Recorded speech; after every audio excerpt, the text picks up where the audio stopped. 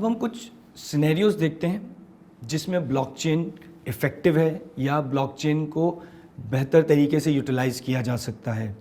सबसे पहले क्योंकि ब्लॉकचेन का डायरेक्ट लिंक ज़्यादातर बहुत मेजरली डिस्कस होता है फाइनेंशियल सिस्टम के साथ, हालांकि वो सिर्फ फाइनेंशियल सिस्टम के लिए नहीं है, बाकी और इंडस्ट्रीज़ में भी उसका इम्पैक्ट है, लेकिन फाइनेंशियल इंडस्ट्री से बहुत ज़्यादा लिंक्ड है क्योंकि ब्लॉकचेन का आगाज़ क्रिप्टो करेंसी के साथ हुआ था। करेंसी और फाइनेंशियल सिस्टम में करेंसी यूज़ होती है इसलिए। अच्छा, तो सबसे पहला जो सिनेरियो है वो है आपका फाइनेंशियल सिस्टम, बैंकिंग।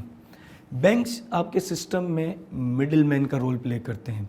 आप कोई ट्रांजैक्शन करते हैं, वो ट्रांजैक्शन बैंक के पास जाती है, आपने किसी को कोई पैसे ट्रांसफ़र करने, वो पैसे बैंक के पास जाते हैं, बैंक बीच में होता है और वो आगे ट्रांसफ़र होते हैं। आपने पैसे मंगवाने हैं, किसी भी किस्म की ट्रांजैक्शन होगी, आप जो बैंक में पैसे जमा करवाते हैं, बैंक उन पैसों को लेके किसी और को लोन देता है।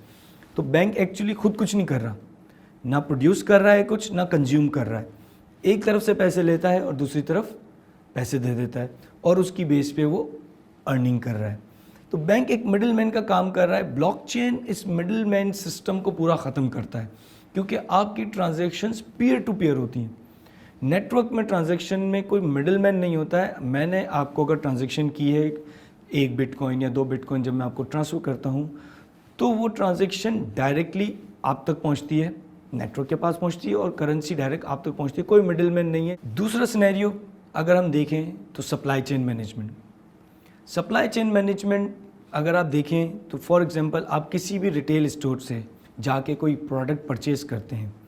अब आपको ये नहीं पता कि वो प्रोडक्ट वाकई ऑथेंटिक है, क्या जिस मैन्युफैक्चरर ने उसको प्रोड्यूस किया है क्या वहीं से आई है, पूरे सप्लाई चेन के जो प्रोसेस है उसमें उसको कितना टाइम लगा है, और वो प्रोडक्ट क्या अगर ख़राब होने वाली प्रोडक्ट है, यानी कि किसी अगर ज़्यादा देर तक सप्लाई चेन मैनेजमेंट के प्रोसेस में रहेगी तो क्या वो प्रोडक्ट ख़राब हो सकती है। अगर ऐसा है तो आपको वो पता नहीं चलेगा। क्यों?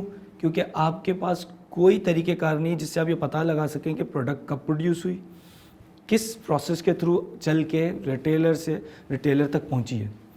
अब आपको अगर ब्लॉकचेन में ये सारी इन्फॉर्मेशन मौजूद होगी तो आप बहुत आसानी से इसको वेरीफाई कर सकते हैं ब्लॉकचेन के थ्रू।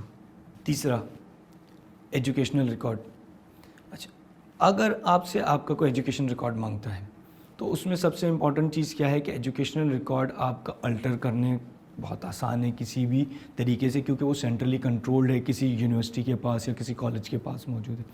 अगर यही आपका रिकॉर्ड मौजूद हो ब्लॉकचेन पे तो उससे क्या होगा, आपका रिकॉर्ड अल्टर नहीं हो सकता। जैसे रिसेंटली मैंने ब्लॉकचेन बिजनेस फाउंडेशन का पेपर दिया है, उस सर्टिफिकेट मुझे मिला है उसमें, और उसके साथ ही उन्होंने मुझे एक टोकन एड्रेस दिया है।